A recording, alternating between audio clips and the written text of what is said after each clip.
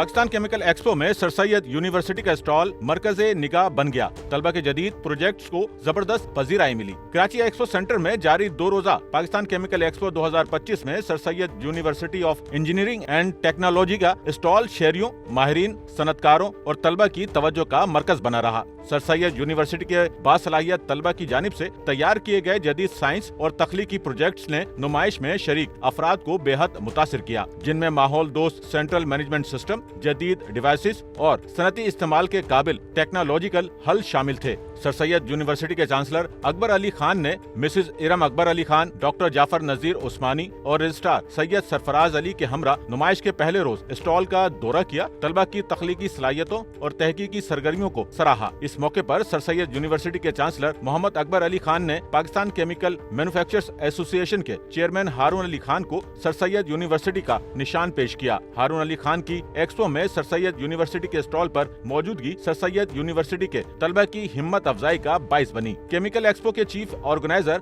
आदिल खान ने कहा कि केमिकल एक्सपो मुख्तलिफ जामियात के तलबा को ये मौका फराम करती है कि वो अपने प्रोजेक्ट्स माहिरीन, इंडस्ट्रीज के नुमाइंदों और दीगर लोगों के सामने पेश कर सकें। इस तरह उन्हें अपने प्रोजेक्ट्स को तिजारती बुनियादों पर तैयार करने के लिए खातिर ख्वाह मदद और ताउन हासिल करने में आसानी हो जाती है। सच्चल न्यूज़ नेटवर्क की वीडियोस में खुशामदीद। नाजरीन, वीडियो से मुताल्लिक अपनी कीमती राय का इजहार कमेंट बॉक्स में ज़रूर करें और चैनल को सब्सक्राइब करें।